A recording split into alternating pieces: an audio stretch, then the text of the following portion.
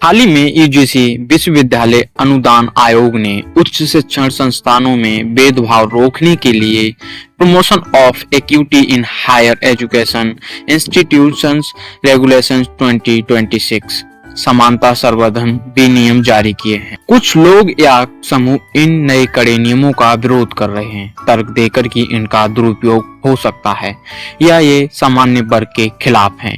यदि आप ऐसे विरोध करने वालों के खिलाफ तर्क और फैक्ट चाहते हैं तो आप इस वीडियो का उपयोग कर सकते हैं। नंबर 1, शिकायतों में भारी वृद्धि।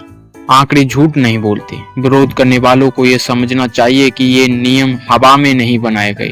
फैक्ट, यूजीसी के अपने डाटा के अनुसार पिछले 5 वर्षों में जाति आधारित भेदभाव की शिकायतों में 118% की वृद्धि हुई है। 2019-20 में मामले 173 थे जो 2023-24 में बढ़कर 378 हो गए। तर्क, जब पुरानी व्यवस्था छात्रों को सुरक्षा देने में विफल रही तो कड़े नियम समय की मांग है। इसे दुरुपयोग का डर बताकर खारिज करना असल समस्या भेदभाव से मुंह फेरना है। नंबर 2, संस्थागत जवाबदेही अत्यंत आवश्यक है। पुराने नियमों में सबसे बड़ी कमी ये थी कि भेदभाव होने पर कॉलेज प्रशासन अक्सर पल्ला झाड़ लेता था। फैक्ट, नए नियमों में स्पष्ट कहा गया है कि भेदभाव रोकने की सीधी जिम्मेदारी कुलपति और प्रिंसिपल की होगी। यदि वे विफल होते हैं तो यूजीसी का उनका ग्रांट अनुदान रोक सकता है या समान मान्यता रद्द कर सकता है।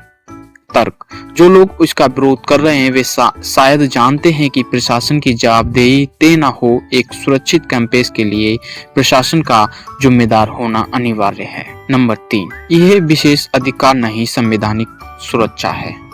कुछ लोग इसे उल्टा भेदभाव बता रहे हैं जो गलत है। फैक्ट, भारत के संविधान का अनुच्छेद 15(4) राज्य को सामाजिक और शैक्षणिक रूप से पिछड़े वर्गों के लिए विशेष प्रावधान करने की शक्ति देता है। तर्क, रोहित वेमुला और पायल तडवी जैसे मामलों के बाद ये स्पष्ट होता है कि कैंपस में हाशिए पर खड़े छात्रों को अतिरिक्त सुरक्षा तंत्र की जरूरत है। नए नियमों बस समान अवसर सुनिश्चित कर रहे हैं, किसी का हक नहीं मार रहे। नंबर 4, ओबीसी छात्रों का समावेश। पुराने ड्राफ्ट में ओबीसी छात्रों के लिए स्पष्ट प्रावधान नहीं थे। फैक्ट, 2026 के इन नए नियमों में पहली बार स्पष्ट रूप से ओबीसी छात्रों को भी सुरक्षा के दायरे में रखा गया है जो उन्हें पहले अक्सर छूट जाते थे। तर्क, देश की बड़ी आबादी ओबीसी को सुरक्षा घेरे में लेना न्यायसंगत है। इनका विरोध करना समावेशी शिक्षा के विचार का विरोध करना। निष्कर्ष के तौर पर आप कह सकते हैं कि सुरक्षा और सम्मान की मांग करना किसी पर अत्याचार नहीं। जो लोग कड़े भेदभाव विरोधी कानूनों से डर रहे हैं उन्हें अपने व्यवहार की चिंता करनी चाहिए, ना कि नियमों की। एक सभ्य समाज और कैंपस वही है जहां छात्र पढ़ाई के तनाव से जूझें, ना कि अपनी पहचान के अपमान से।